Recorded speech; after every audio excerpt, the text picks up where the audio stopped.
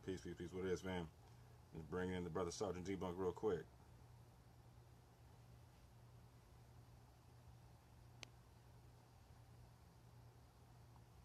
Bam.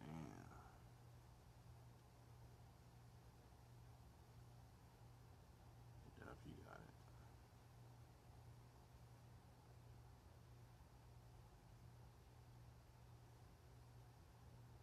it. How y'all doing, fam?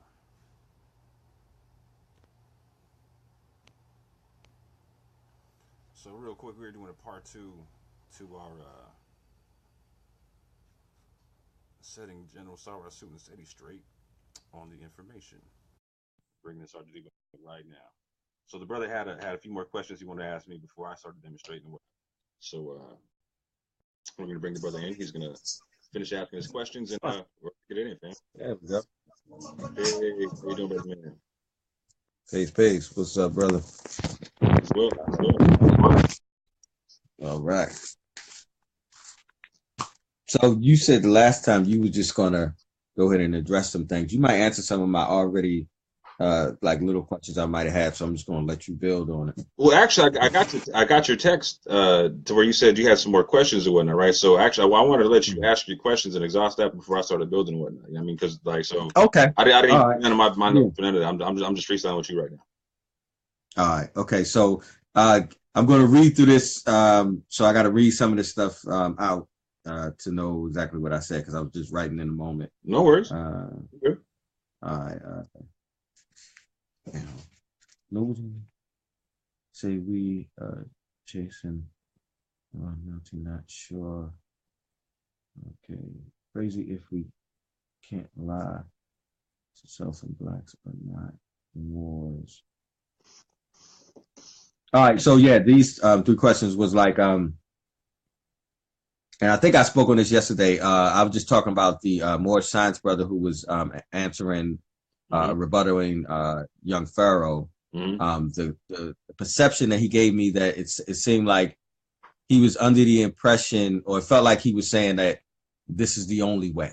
Like this is and I know everybody feel that way about their perspective, but everything else about the way he was saying was real balanced and fair and equal. But when he got to that point, it was I was saying like he was saying it felt like he was saying that you have to recognize as a Moors as your nationality as a Moor to have I don't know, like pride in yourself, or to to fix the issues and the ills of the community. Like there was no other way to, and I really don't think that he really meant it like that. Sometimes you just say stuff in the context that comes out. But I had wrote this question down, or not question. This was really more or less a statement. In understanding that when we building with people, and he was real meticulous, because in the beginning of his build he was like cynical and condescending in a joking way, and then he recognized that okay, let me check myself. I'm gonna deal with this in a peace and a tactful way, and he came back and done that. Right. But that right there, I thought was that's part of the problem on everybody's end, and I wanted to just make that point that I know that everybody does that, and we need to get away from that. The absolution of my particular aliyah. And then the other was the whole perspective that the blind brother, I think his name is Clark, last name Clark. Am I correct? The blind scholar.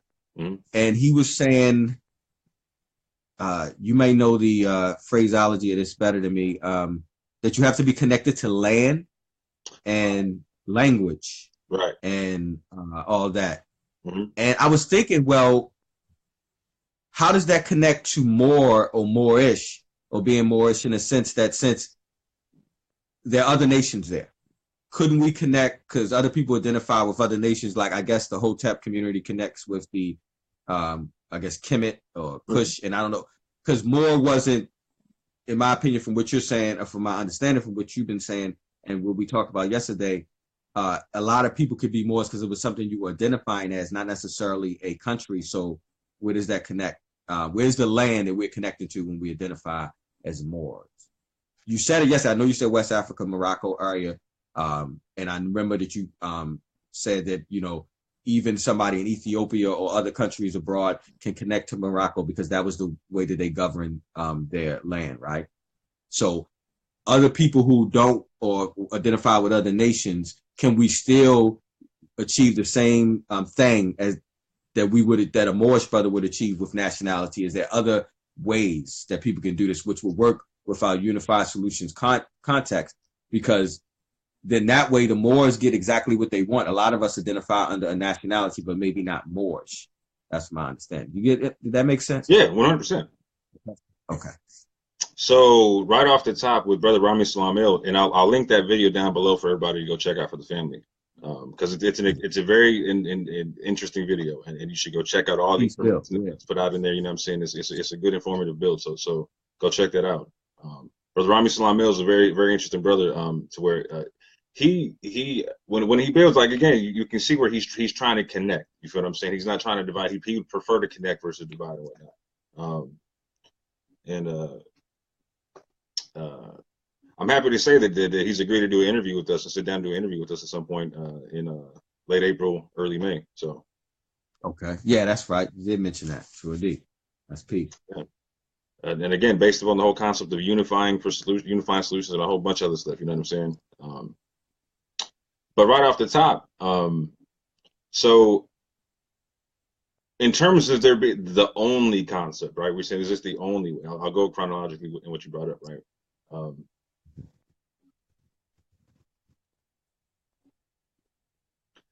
Identifying as Moorish, is that the only way to have some kind of salvation, as they call it in the Moorish side of America, right? So let me start from the base concept of nationality, right? That would be the only way that we can elevate ourselves in this society, right? Because this society is based upon, again, like I explained in the last show, a tiered level of citizenship, right? So in the current tier that people occupy as black, right? There's a ceiling on it, right? And there's something above the ceiling. So in that space, you're always going to feel like you can go higher, but there's something keeping you from going higher, right? There's always this invisible hand. No matter where you look, no matter what happens, no matter what rights get passed or whatever happens, you still can't rise above that. And so the only way to rise above that in this society and stay in this society is to proclaim a nationality to the government, right? But not just the nationality, proclaim a nationality that would have you be recognized as a free white person, right? Because that's the tier of citizenship, right? So peep game. So does it have to be Moorish? No, it doesn't. No, it doesn't. Can it be Moorish? Yes, it can. Right. So this is where I'll probably get a lot of Moors mad at me and whatnot. But again, look at Brother Mustafa Hefni. This is facts, right? He's an Egyptian right now, and he's a free white person under the law, even though he's trying to be a black Nubian, right? He can still be he can still personally identify as a Nubian, and still that's still under the concept of a free white person. Because again, like I said, look at the language, right? Go to Federal Directive 15. I linked it down below in the previous video. I'll do it again in this video, right? I put all kind of links in that description box down below, family. It was the notes to the entire to whatever we talked about. Yeah, I'll do that again for this video as well, right? So Federal Directive 15, it speaks upon the fact that free white person or that white is anyone having origins in the original peoples of North Africa, the Middle East, and in Europe, right? And we all know that the original peoples of all those places were us, right? We're original peoples. You know what I'm saying? Like so there's nobody.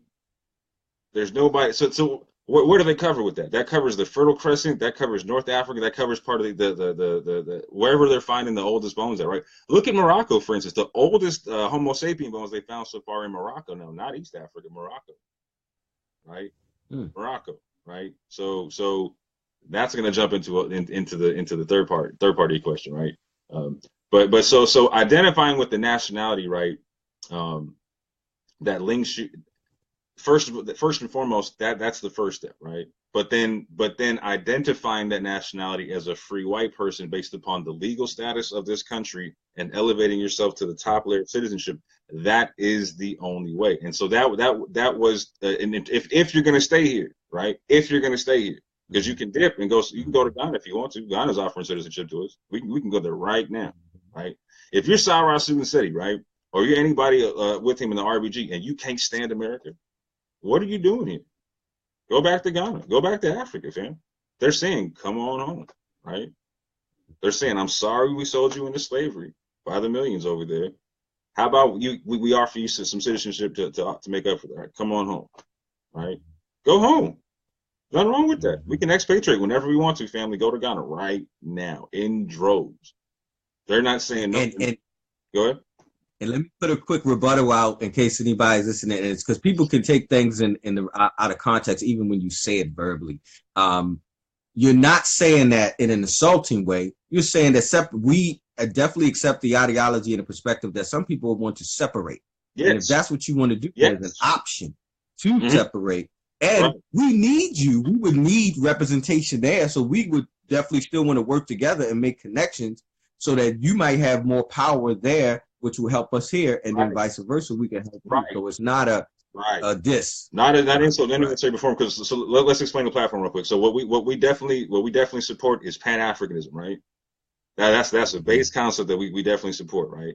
But then we also support within that the different ideologies that everyone has. So for instance, some people will be separatists, some people will be integrationists, some people will just be some people will be nationalists. Some people will be just Pan-Africanists, right?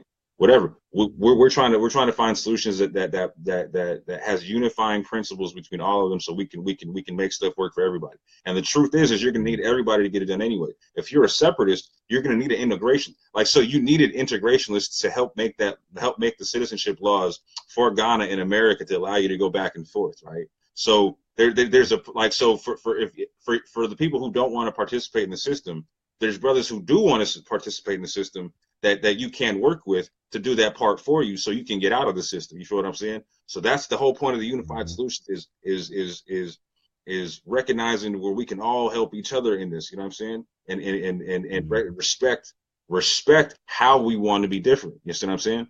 So I'm cool with the people who want to be separatists, right?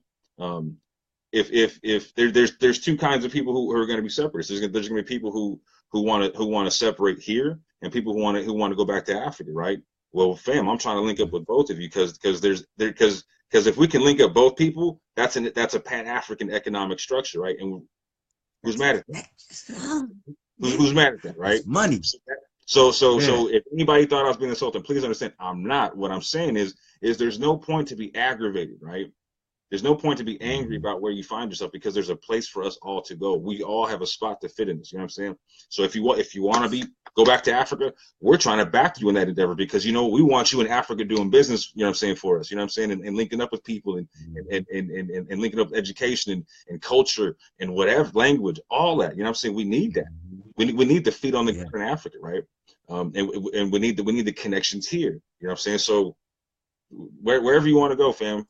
We back that. That's what we're saying. Unified solutions, right? Wherever you don't want to go, we back that. If you don't want to be here, cool. We're trying to help you not be here. If you want to be here, cool. We're trying to help you be here. You know what I'm saying? Because it all works together somewhere. You know what I'm saying? One big thing. We got to lock it all down, so we can't leave no spaces open. Right? You know what I'm saying? Right. And it's like trying to start a machine. So there's a lot of different cogs. We just got to find a way to get all of them working in unison, so that we can hit the right gears. Because I heard that separatism. That was the first time I actually heard Seti's actual connection. I knew the RBG connection. I didn't know the connection to Marcus Garvey, although I heard others make that connection between RBG and Marcus Garvey, but I haven't heard him verbalize it. But because sometimes I watch some of his videos in partial pieces, and I've seen him where people take clips of his videos. I didn't sit and watch too many of his full lectures or the YouTube videos. I just, flip through stuff and everything. But I heard the separatist mentality that he was saying that they are on gas, global African separation, supremacy, global African supremacy. And I'm thinking to myself, okay, I like that. I don't like I think the terminology of supremacy sends the wrong context. When I hear it from looking at him, I'm assuming he's saying in control of our shit and making sure that we have our presence and we are in power and in control of us. But it speaks to division. And I just think that's a losing concept. Real quick. Not to cut you real quick, but we got to make sure that we're not speaking for people though, right? Like we got to let Seti explain that, right? We got to let him explain what right. He's about. You know what I'm saying? Because again, we can go back to a whole bunch of videos where he says kill all the crackers type stuff. You know what I mean? So there right, and that's why I said how I see it. Like, but definitely that's how I see it from, because sometimes you got to draw context off of because I got to see his body language in reference to it. And like I said, sometimes he seemed like he may be joking, but yeah, I definitely don't want to read into what he's saying, but I have to draw some sort of conclusion, and in drawing that conclusion, what I'm saying is that I don't have a problem with the concept, and I think words matter, and I think I heard them say that. I heard both people say that. I heard Young Pharaoh say it, I heard Seti say it, and I also heard the Moorish brother mention that, and I hear a lot of people say that, and I agree with that. We know that words do matter, and so when Seti was saying that he wanted and this was what I was saying, like, well, what do you want? What's your end goal? He said he wanted the Moorish brothers to change their book of knowledge in reference to what he's saying, because he's saying, okay, I got you. This is wrong. Change your book of knowledge. So I'm wondering, would he also concede to the concept of what we're saying, that, okay, we understand your perspective of global connection on the African people, but could you change the word supremacy if we felt in our unification that that's problematic for what we're trying to do to unify? Would you be willing to do that? Because it's got to be a give and a take. You know what I'm saying? So I took him serious when he said that. And I feel that same way about any religious person or any religious group, that if you are corrected, that you would make the necessary adjustment. Right. I'm not saying that he was correct in reference to what he was saying to the Moorish Science Temple, but I was saying that I understand my perspective, because that's honestly what we're doing in reference to these debates. Where are they leading? And I'm assuming we're leading to a concept where we're saying, well, let's put the truth out. And if he feels that's the truth, I don't think he proved it. I don't really think he proved it, but ultimately I understand the concept. But I'm asking, are you willing to do the same? Right. So that public invitation to General Seti. So we're not standing in opposition to you, brother, man. Again, we're trying to unify solutions and whatnot. So we're not saying that we're not willing to unify with the RBG. We're saying are you willing to come through and speak for yourself? We'd love to talk to you, fam. We'd love to squash any beefs and try to clear up any misconceptions on stuff, right? Because I'll say it like this, like, I don't think you willfully want to be wrong, bro. I think that you are sincerely incorrect. You see what I'm saying? I think that there's perspectives on this that you're taking that might pigeonhole the way you see certain things, right? And I don't think that's a willful thing. I just think that's we all coming from schools of thought, right? And again, I think you're a brother who's going through what I talk about in the sense of as we're trying to find identity in North America, you know what I'm saying, having gone through the transatlantic slave trade, et cetera, right? A lot of times we place our identities on our belief systems. You see what I'm saying? And so as a people waking up from amnesia as to what happened or whatnot, again, we have to understand that these identities are not us, right? Or these belief systems are not us. They are just belief systems. See what I'm saying? So with that, right, I'm going to jump into the second part of your question where you were talking about Dr. John Henry Clark, the elder, you know what I'm saying, the ancestor, you know what I'm saying, who broke down the concept. What did he say? He said that the name, he said, black tells you how you look, but doesn't tell you who you are. He said the name for people must denote to land, history, and culture. Language. Was it language? I could have sworn it. Land, history, culture. That all sounds correct. And I thought language, but I thought it was history. Language, cool too. I would consider language part of the culture. You know what I'm saying? Okay. But I could be wrong. I could be wrong. And so that's in the context of trying to find out who we are. So in one of the videos I sent you a video with Brother Lord Merkel. He used to be with the Moorish Science Temple of America as well. He ran up on Seti one time, and he had a show that he used to do where he's like, "What's your nationality?" and whatnot. And so he ran up on Seti one time and got Seti at the end of a lecture and whatnot. And they were walking outside and talking about it. And he said, "You know what, man?" Seti said, "Honestly, I don't know what my nationality is. I'm in search of my nationality. I'm a man in search of my nationality, right?"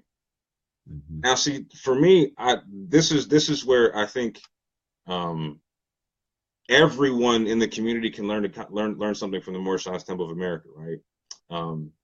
So what the brother Rami Islamil was saying is like identifying with your nationality and what it has to do with self-worth is the fact that it gives you a foundation to build upon. I am this versus a question mark. You feel what I'm saying? You know what I'm saying? It's a starting point, right? So if exactly. So if you identify with being ancient Egyptian, but yet you're saying you don't have a nationality, that's peculiar to me, right? Why don't you identify with being ancient Egyptian as a nationality? I don't understand that. Because it is. That is a nationality, right? By definition, I mean, literally, that's a nationality, right? Yeah, that is. Yeah. You consider and break down the fact that the Sepot or the nomarchy, right, as it's said in English, right? That's 42 different states within a whole, right? That's the concept. So that runs me right into the third one, right? We're talking about land, right? So Kemet, right, wasn't always like it was, right? You know what I'm saying? Again, when it unified, you had 42 different states coming together to make one unified concept. That, again, miniaturized version of an empire, right? And then from there, from Egypt proper, right, you have from Kemet proper, Kemet goes out and as it stipulates in chapter 47, I believe, in the Holy Quran of the Moorish Science Temple of America, or the Circle 7 Quran, stipulates that Egypt is the capital empire of the Dominion of Africa. Okay, this is what it states in the Moorish literature, right? Again, Egypt has primacy. Again, I want to stipulate this for the family. So when you're listening to Brother Seti, you would get the concept that the book is anti-African, anti-Egypt, right? And you kind of get that concept because he says it's plagiarized and this, that, and the third, and it talks about Jesus, yeah. And so a lot of times people just don't even crack the book. So one thing that we're back in here is everybody should read everybody's literature, right? Because not that you should agree with it. Boom. Not that you should agree with it, but familiarize yourself with it so you can understand the people that you're dialoguing with, right? And so you're not making assumptions either, right? Because everybody deserves to have that basic level of respect of am I assuming I know what you're saying, or am I making sure I understand what you're saying, right? So you're not going to get it all from just the text. You're not going to get it because as a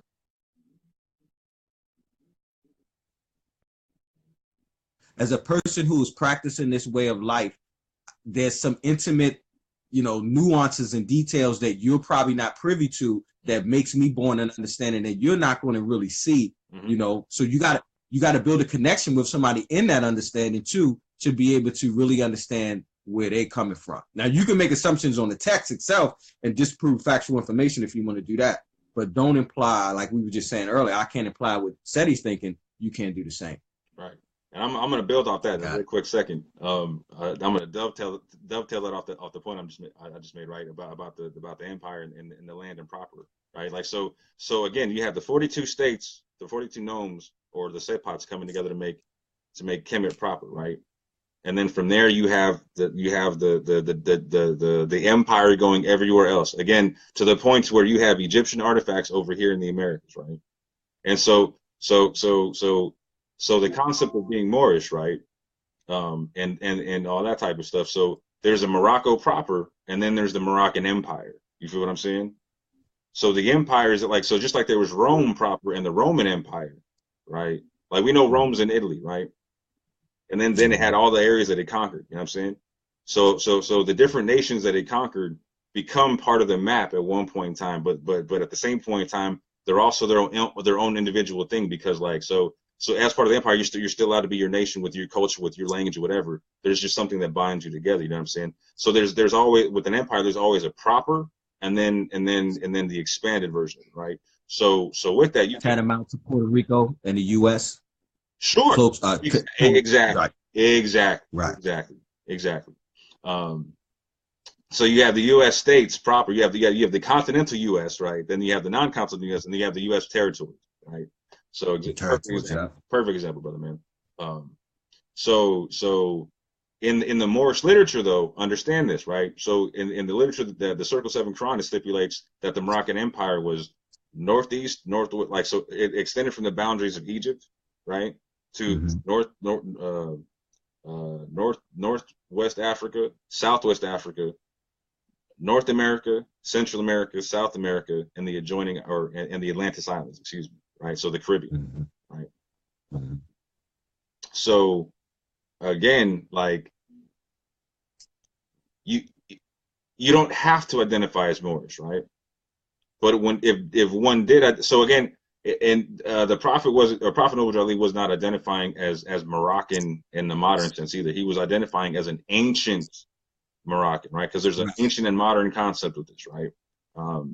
Because we can all see how the North Africans now are not the same people as the ancient people that were there, right? But if you go to North Africa in the southern parts of the state, you still see the original people who are as dark as my brother Sergeant Debo, right?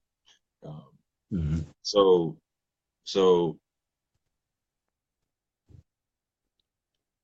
I lost my train of thought. There was Morocco proper, right? But it's also bigger than what we understand, right? There's also, if you look up the word Moor and the etymology of it, it also talks about the concept of Mauritania. And there's two spellings of Mauritania, and one will give you the modern state, and one will show you an old empire that's a lot bigger than the modern state of Mauritania. So if you look up Mauritania, Mauritania,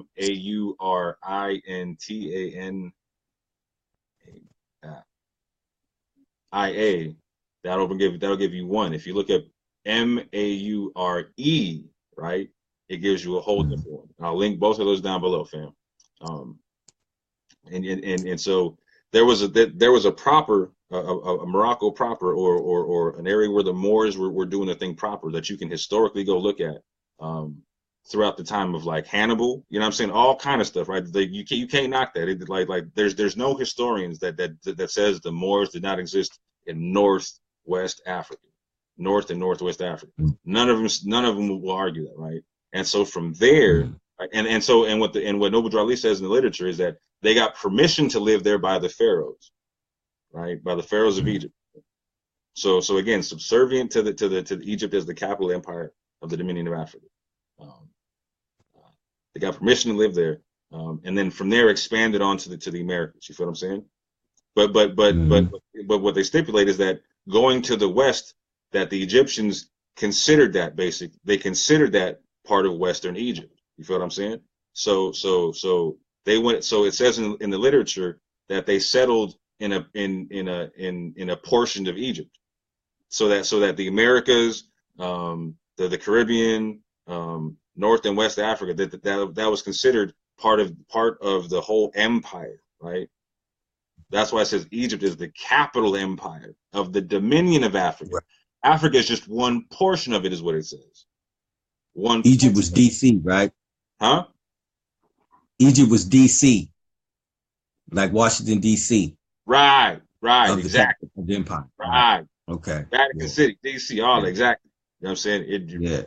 That's the spot you had. So, and here's where I'm going to jump back into the second. I'm going to dovetail a couple of times in here, right? So again, understand the Circle 7 is not anti-Egypt. So if you're Kemetic, if you hold non-violent beliefs, it's not anti-Kemetic. It's very, very, very, very, very, very pro-Egypt. In fact, again, when Noble Ali came on the scene, he said he was the Egyptian ADEP student, right? And so when you do the knowledge on the person who was going around, hold on real quick. Okay.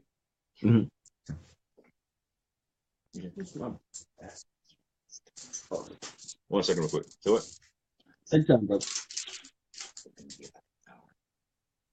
Probably, if not less. Matter of fact, let me come right back. Okay, I'm gonna build anyway. Okay, so oh, go ahead. No, I'm building. Don't worry. He was called the Egyptian ADEP student, right? And so what a lot of people don't understand is that so when you look into the history of the Pan-African movements going on around the world at the time of Marcus Garvey and Drew Ali, there was a guy named Deuce Muhammad Ali. Some call him Deuce Muhammad Effendi, but Deuce Muhammad Ali, right? And I'll put links down below for the brother, right? He was an Egyptian, a Sudanese Egyptian, right? Dark as black, right? And he would don the red fez, the plain red fez, like the Moorish wore, right? And what he did is he went around to a bunch of different places and started Pan-African and Pan-Islamic organizations. And what he also did was he was an actor, and so he also acted out. So a lot of people don't know this, but Shakespeare wrote a lot of plays that had Moorish characters in them, and so he would go out and act the Moorish characters out. He would do one night where he would act out the different Moorish characters from different plays, right? One being like the Prince of Morocco, for instance. Another one being Othello, right? So this brother Deuce Muhammad Ali was a Sudanese Egyptian donning the red fez, and a lot of people understand that he was one of Noble Drew Ali's teachers. So Noble Drew Ali was the Egyptian adept student. Deuce Muhammad Ali, a lot would say, was the Egyptian adept teacher. You feel me? So he learned a lot of what he got from Egyptians. And so what he said, so in the Circle 7, again, it does not make the claim that Noble Drew Ali had divine revelation or that it replaces the Quran. That's another thing to clear up. It does not say in there that it replaces the Quran. That was a claim that Seti made. That's not true. It says in there that it's the uniting of the Quran of Mecca, that you insert it in with the Quran, right? It says that it's the 18 missing years of Jesus, i.e. part of the gospel, right? So it's part of the Injil in the Quran of Mecca. The Quran of Mecca stipulates that the Torah, the Psalms and Proverbs, and the Injil or the Gospels are a part of the Kitab Allah, right, or the Book of Allah, right? So the Holy Quran of the Moorish Science Temple of America, or the Circle 7, is not a new Quran, right? It's a new Injil. It's a new gospel put into the Quran, right? It says on the back of the questionnaire for the Moorish Science Temple of America that they derive their power and authority from the great Quran of Muhammad. And I'll link this down below, fam. They stipulate that they derive their power and authority from the great Quran of Muhammad. All right, so they don't stipulate that they replace the Quran, but I'm going to keep going. So there is an Egyptian native student, Egyptian native teacher. So let's hit the Jesus thing, right? So so Drew Ali brought an African Jesus, right? He's like, Drew Ali says that Jesus was of the true bloodline of the descendants of Africa, right? And then it also stipulates that he goes to Egypt, to Heliopolis, right, or to On, or wherever you want to call it, right? And he gets initiated into the system there, right? He becomes an Egyptian initiate, right? And that the entire priesthood system of the world is linked back to Heliopolis, right? Called the Silent Brotherhood, right? So he goes there. Mary goes there and gets taught, his mother. John the Baptist goes there and gets taught, and he goes through the same initiate system and whatnot. Who else is mentioned? And again, they mention Egypt being the capital empire of the Dominion of Africa, right? And then they talk about the great works of the pharaohs, dredging the Nile rivers and dredging the Niger River at that, right? And then stipulating that the pharaohs had established trade from the Niger River across the Atlantic Ocean. Mm-hmm. So understand this: in 1928, before anyone else, before there was a, hear me well if you're RBG, hear me well if you're Kemetic, right? And before there was a Dr. Yosef Ben Yakinet, Noble Drew Ali came through and said the Egyptians were over here. The Egyptians have the capital empire of the dominion of all of Africa and the rest of the Egyptian empire around the world. You know what I'm saying? Said that we had been over here running stuff for a long time, right? Even okay, the Atlantis bit. Yes, Atlantis is in the literature, right? And so General Seti, again, he brought up Madame Blavatsky, and some other people talk about Lemuria and Atlantis. First of all, Drew Ali never brings up Lemuria, right? That's some stuff with some offshoot people that have nothing to do with the actual legitimate temple itself, right? What Drew Ali says in literature, he talks about the great Atlantis. He also talks about a great earthquake that created the Atlantic Ocean, right? He talks about a whole depth of time, okay? But let's talk about where the Atlantis myth comes from. Seti said that the Atlantis myth comes from Madame Blavatsky and some other people. No, no, no, no, no, no, no, no, no, no, no, no. Don't do that. Anybody can look up, and I will link it down below. There's two stories that people go back to for the story of Atlantis: the Timaeus and the Timaeus and the Critias, or wait, yeah, the Critias and the Timaeus. I believe that's how you say it, right? Either or, it'll be linked down below, right? And where the stories come from are the Greeks go down to Egypt, and the Egyptians tell them about the story of Atlantis. Yeah? The Egyptians tell the Greeks about the story of Atlantis. So say the Greeks. So say the Greeks. So what Drali talking about Atlantis is not referring to anything about Madame Blavatsky or any of that or anything of that nature, right? It's not referring to anything that the Egyptians themselves did not refer to. You gonna say something, though, bro? No, I was saying, is there a some sort of documentation where the you said the Greeks, right, said that? Yeah. Right. So they're documented, like what place where somebody can find that, because that would solidify. Again, it's the story. It's I don't know if I'm saying the second name right, but it's the Timaeus and the Critias, I believe. Like it's so I'll link them both down below. But there's two main. Bottom line, there's a guy named Solon who goes down to Egypt, and he gets told this story. Right, and he brings the story back, and he explains it to some other people. You know what I'm saying? And it's actually a really interesting story. So the Greeks go down to Egypt. Again, and the story breaks down that they're going there to learn, right? They're going to the great teachers of Egypt to learn. Oh, and I'm going to dovetail off that one. Oh, I'm going to dovetail off that. Mm. So they're going down to the great teachers of Egypt to learn, right? And so the teachers ask them, tell us about your history. And so they begin to tell them about your history, right? Whoop-de-woo. And then at one point, like, so they're telling them about what they know, and the Egyptians stop and they're like, okay, look, we've heard enough, right? And they're like, the problem with you Greeks is that, like, you don't have any history that knows that has been, I forgot the particular wording that they use, but like knows the sands of times or has been grayed with the sands of time, something like that, right? Bottom line is you don't know any old history. So let me tell you some old stuff about your people that you don't know, right?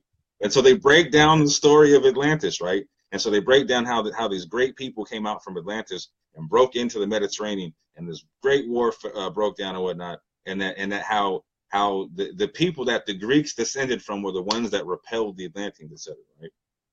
So it's an interesting story, but I'll link it down below. And I might have got some facts wrong, fam. I'm going right off the top of my head, no notes. I haven't read that story in years, okay? But I will link them down below. Everything we're talking about, there will be links in the description. Know that.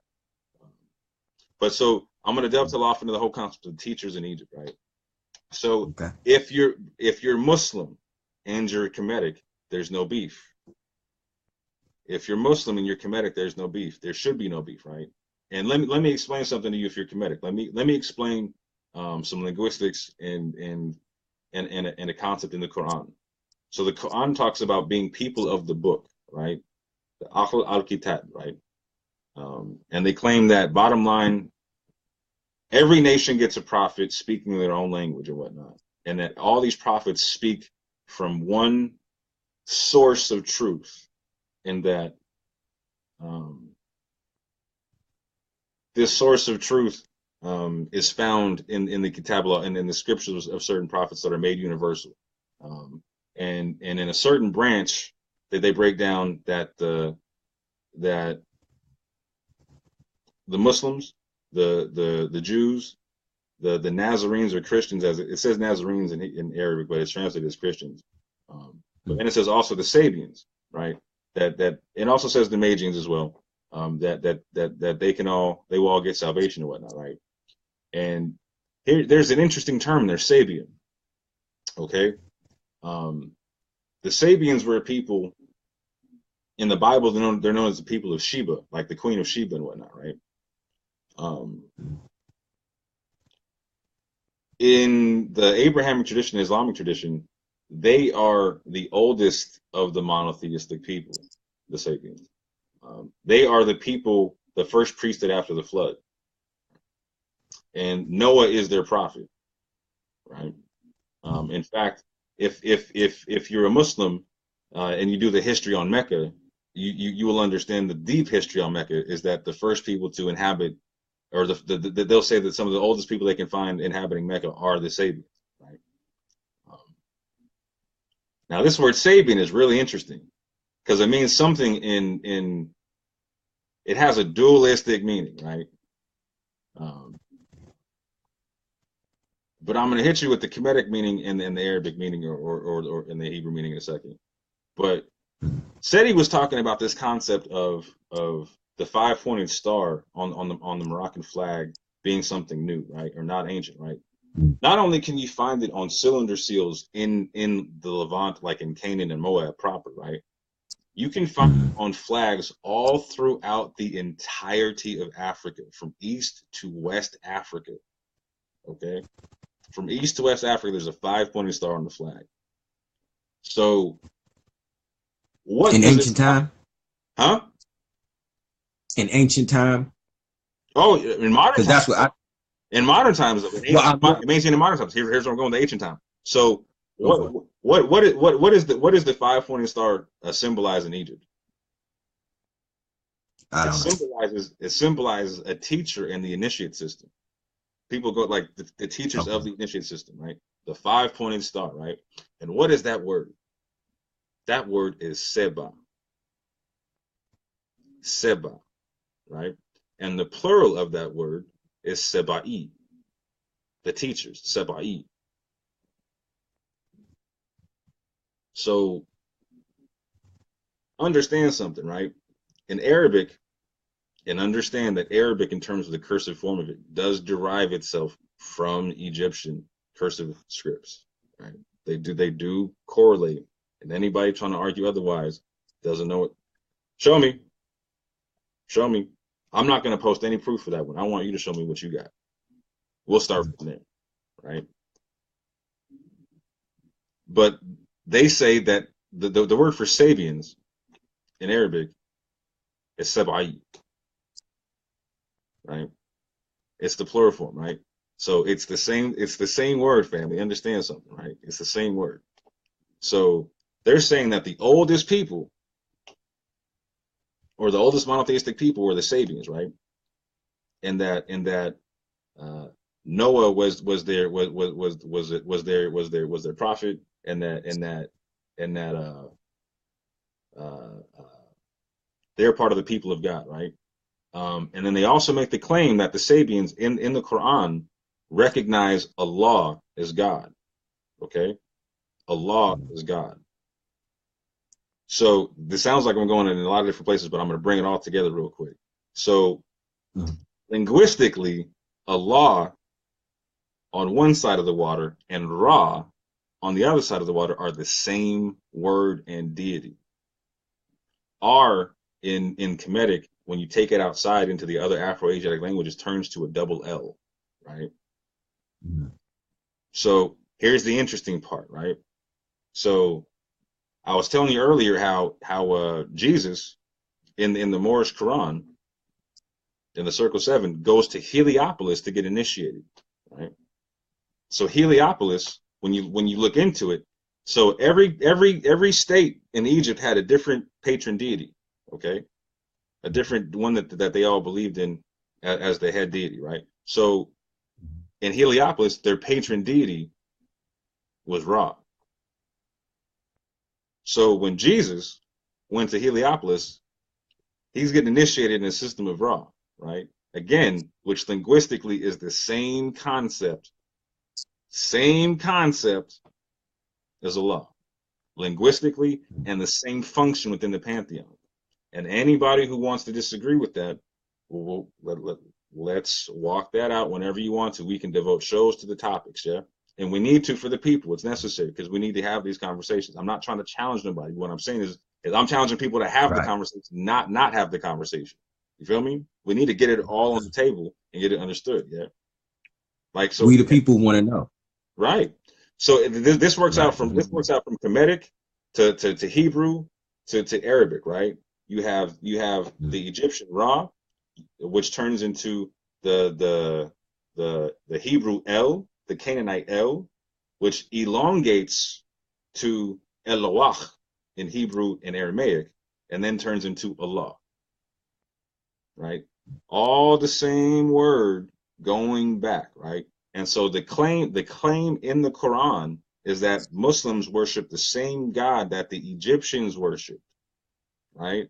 Understand this, right? So there's parts in the Quran to where the Egyptians or the Egyptian priests and, for instance, Moses, right, get into it and they beef, right? And the Egyptian priest, and you really have to understand this part, right? So the Pharaoh that the Egyptian priests are serving under the time of Moses is not Egyptian. He's an Assyrian, the Bible says. He's an Assyrian. He knows nothing about the Egyptian religion, right? So he's ruling with an iron fist, right? And so in the Quran, it stipulates that when the Egyptian priest, the actual Egyptian priest, right, when they come into contact with Moses, they start battling Moses and they have a magical fight, right? They start doing their thing, right? And at one point in time, they see that Moses' God is like the one that they deal with. They're like, oh, the true God is working through him, right? And they stop, they immediately give up and they bow down and they start prostrating. And then the Assyrian Pharaoh says, why did you do that? Don't you know I'll kill you? And the priest said, go ahead, you'll do nothing but send us to our God faster, right? You'll do nothing but so understand they make the recognition like, oh, that's the same God, right? Might be a different name. It's the same God, right? So the same thing is said for a whole bunch of people of Egypt, right? In the Quran. So bottom line is there's a strong, there's no reason for a Muslim and a Kemetic person to beef, right? Because at the end of the day, they're like Seti keeps saying, well, they stole this information. They stole this information. I hate to break it to you. So again, the Sabians, right? This word goes back to in the Kemetic as being a teacher, the group of teachers of the initiate system, right? In the old world,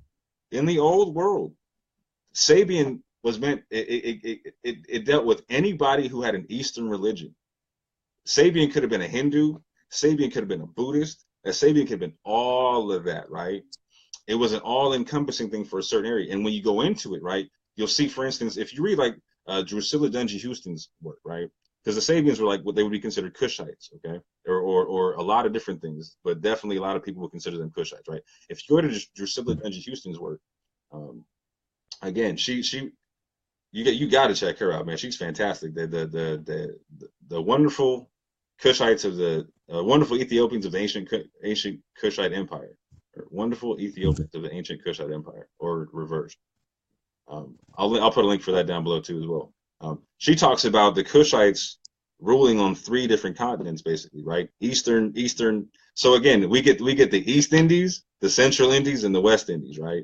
The Indies and the Cushite thing were interchangeable, right? And so there's the reason why we get the concept of East Indies, West Indies is because they're linked, right? The Indios people, Indios means like dark, right? So it's a band of dark skinned people, right? Or so for instance, in Noble Drew Ali's literature, he says that Ethiopia means something divided, not directly, but it's a figurative concept, right? So when you go back into the old world, the Greeks called people who lived below sub-Saharan or who lived in sub-Saharan Africa, they called them Ethiopians, the burnt-faced people, the dark people, right? So again, when you go along that line of latitude around the world, you can understand the concept then of Indios, right, being dark, right, and you have East Indies and West Indies, right? So if there's an East Indies and West Indies, what's in the smack dab middle between the East Indies and West Indies? Africa. Oh yeah. Okay. Africa. All day long. Right. So what's the central? So again, so that's why Drusilla Dungy Houston broke down the fact that the Cushites reigned on 3 continents, right? 3 continents: on Asia, Africa, and the Americas, right? So okay. Hold on real quick, because I need you to rewind a little bit, because you actually answered one of my questions that I had missed to ask, was about the it felt like the Moorish brother was saying that, you know, we don't call ourselves Ethiopian, or that was somewhere in the text. So you kind of explained that, but I was trying to register everything and I didn't catch it. So are you saying that they were different in in like a tribal difference. The Ethiopians, then who you know what I'm talking about? Does that make sense? Like, I'm trying to understand the difference between the Ethiopians. What was the terminology for? Because you're not saying Ethiopian, the place that I'm assuming. You're saying that this was a region larger than what we perceive it to be now. So this is a common misunderstanding with people in this time period, right? So when Seti points out the Ethiopia thing, right? Understand something. There was not a place called Ethiopia at the time. In 1928, go to the map. It said Abyssinia. Haile Selassie had it called Ethiopia after the prophet changed form, right? Haile Selassie was campaigning at one point in time to get all of Africa named Ethiopia. When he couldn't get that done, he decided to rename Abyssinia Ethiopia. Okay. So when you go back to the maps again of the time, it doesn't say Ethiopia on the map; it says Abyssinia. So there was no so people coming in and naturalizing as citizens. They were naturalizing like when it says, "What's your nationality?" Abyssinian. I come from Abyssinia. They didn't write Ethiopian at the time because it wasn't a country until Haile Selassie renamed the country Abyssinia or renamed the country Ethiopia. Right. So again, at the time period, he's referring to it meaning a demarcation line, right? It mean a dividing line between the people, right? And so it goes, and when you look at it, it's an upper and lower kind of a thing, right? Like the way it's used in the old world, in the sense to where, again, it's you can look at it now, right? To where people would say sub-Saharan African or North African. Right. Right. Okay. That's the concept. I knew because I was like, I'm thinking Ethiopian, the place, current, right. And I'm thinking, okay, there's something different here. Okay. Now, people. Now, so if I was a member of the Moorish Science Temple of America, still, right, I would be singing at the top of my lungs that proclaiming this is why Drew Ali is a prophet because of what he says about Ethiopia, right? So in 2020, for the first time ever, right, you'll be able to identify as being North African and Black, right? So you can be Ethiopian, or let me say it like this: Ethiopian or identifying as Ethiopian is still not a nationality that puts you at free white person. It's still not a nationality that puts you at that top tier status, right? However, right, you can identify as being ancient Ethiopian or ancient whatever, or Abyssinian or Sabian if you like, right? Nothing wrong with that. And understand that. Wait a minute, that's part of the original peoples who occupied all these places. Yeah, I can still be a free white person. There's literally this is what I was trying to tell you about Rami Salamel in terms of where some words might be mad at me, to where like it doesn't matter what nationality you pick. You know what I mean? It doesn't. But in the Americas, it makes sense to connect yourself to an ancient people, right? We don't know who we are really, right? Right. So we can choose, right, to a degree. I mean, if we want, I don't know if you trust the genealogy of, getting your blood checked and everything, but people can go from that concept, whatever, but we want to feel connected. So, and I know that's why I think a lot of people would accept this perspective of pick that, because I told you last time, like I would like Seti was saying, that's the same thing I was thinking. That's another thing I was like, yo, well, he seemed pretty peace. Usually he screaming and yelling, but he seemed pretty peace. And that's a good, honest answer, because I want to, but I don't know. I don't know if I want to identify with Moorish, because that means I got to join the Moorish Science Temple? No. Or is it just, no, that's what I'm saying. So this is where I'm going to get a lot of Moors mad at me too, right? So my apologies to the Moors. We can do, if you feel I need to be corrected on this information, I will sit down on camera with y'all and let y'all correct me, and we can work through it and whatnot, and we can compare and contrast, and we can have the whole come divided concept, the unified solution out there, right? We can practice what we preach, and I'm not saying I have all the answers, right? From my understanding, okay. Well, hold on. What was the question you just asked? I just want to make sure I got it clear. I was saying about you don't have to join the Moorish Science Temple, right, to identify as a Moor. Right. So it says in their questionnaire, their 101s and 102s. It says that And that's what the nationality of Noble Ali was. And it says Moorish American. Then it says, what's your nationality? And it says Moorish American. Then it says, why are we Moorish American? Because we are descendants of Moroccans and born in America. Not because you're part of the temple. Right? Not because you're part of the temple. Right? So again, it's all about what you identify as. So we can do DNA tests right now, right? I can say like I know I got people who, let's say, go back to like Nigeria, Cameroon, Senegal, like that type of area, right? Also North Africa, all that type of stuff, right? Cool. My DNA says that. So does Senegal, Nigeria, and North Africa, will they extend me citizenship because of that? Nope. No. They don't hear that. The only country willing to extend a citizenship family is Ghana right now. And yeah. I got a question. Do you think they're going to take all 45 million of us? No. No. I don't think so. I'm just saying. I don't know how much space they got. So they only sold a couple of million of us. You feel me? I don't think they're going to take all 45. They're not going to claim all. Like, we ain't do all that. Come on now. So yeah, be easy. So this is what I'm saying. So Drew Ali connected people to an ancient nationality, but not just any ancient nationality, one that was an overarching, encompassing, empirical nationality that allowed you to be whatever. So again, you're finding out you're Nigerian or you're Malayan or whatever. I'm Mandinka, I'm Yoruba, I'm Igbo. Cool. All of that was underneath there. You feel me? That's the point, is you could be that, strongly that, and still say, so the concept of being Moorish is the concept of being Pan-African. You feel me?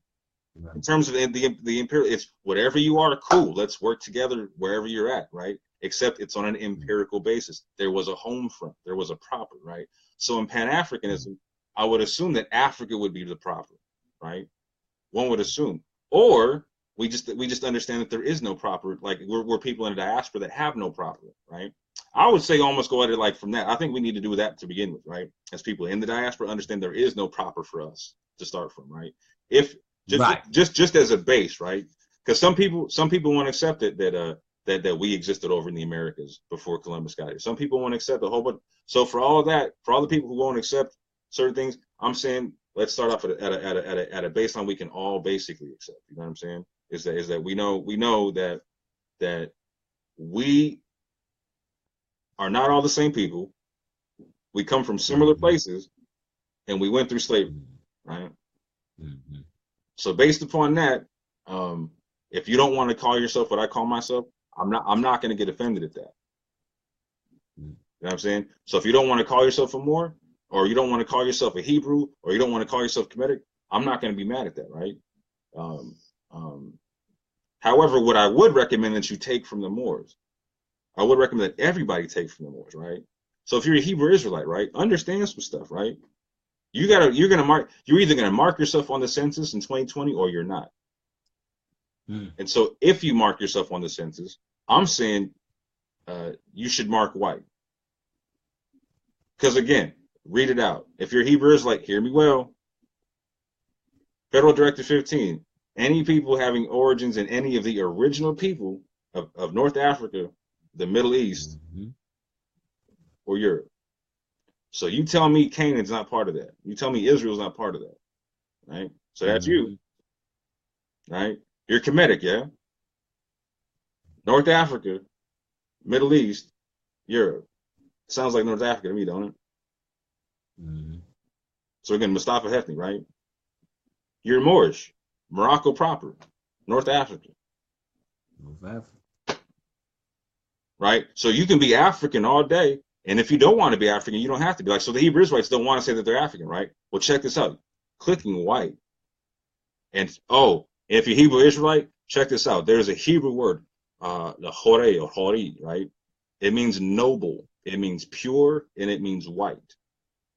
It means freeborn. Just like what Prophet Noble Ali said. White means purity. Purity means God, and God means ruler of the land. So there, in the Hebrew, there's the caste system where the whites are the nobles, yeah? So I don't care what system you're rocking, okay? If you're Egyptian, right? Man, okay. So what do you see? What do you see Osiris wrapped up in all day? What does white represent in Kemetic stuff, right? I'll let y'all teach me on that. How about that, right? So Seti, you bring that one to the table. Like I would love to build with you, and you come through and you tell us what the Kemetic view of what white means. Yeah. But bottom line is, you said you were in search of a nationality. I'm saying you should identify as Kemetic. Yeah. If you're with that, you went there. You said you got raised in the craft of Amun-Ra. Yeah. Why not identify as Kemetic? Not Egyptian, Kemetic. Why not be Kemetic American? Yeah. Nothing wrong with that. Yeah. Why not be a full citizen? If you want to be, if like I don't know where Seti's mindset is, right? But he seems like he's not going nowhere, right? He seems like he's going to be here, right? So if you're going to be here, why not be at the top level of what you could be here? Be African, right? Be African, and also be Kemetic, all at the same time. I don't understand it. Like, I don't understand why people would prefer to be here, not be Kemetic, be African and black, and then practice ancient Egyptian stuff, and and be oppressed while doing it. Like, you can have your religion or your philosophy. You can have your ancient ideology and your identity, right? And you can be at the top level of citizenship all at the same time while still being African. While still being African. I don't understand it. Now, there's one concept that we're kind of missing. I guess in reference to him, anybody making that type of decision, that I think that I had this conversation with you, because I know, like, brothers in the nation of God's and earth, their concept is, I don't have to go to the government to apply to make any adjustments or changes. Like, well, I don't know if every God feel this way, but the gods that I built with had the perspective of, like, I don't need to get a marriage license to say I'm married when I accept this woman and I say she's my wife and she's my wife. That concept. So it falls in line with, I guess, claiming a nationality in the legal sense. But we were talking about unified solutions and coming divided. Some people will feel that way, and I think that's the separatist mentality to a degree. Like, I don't have to deal with this government in any way, and then you don't have power. So that's the thing that I am struggling with. So I know this. Not to cut you, my phone's about to die, so I have to hit the finish button so we can get this going. We can record this, and so we'll pick this up on the third part, because I see where you're going with this. Okay, I think that'll be a lovely third build. Okay, no worries. Okay. All right, man. Peace and love, family. Debunk in the Naturalists. Signing out. The Naturalists. Peace. One.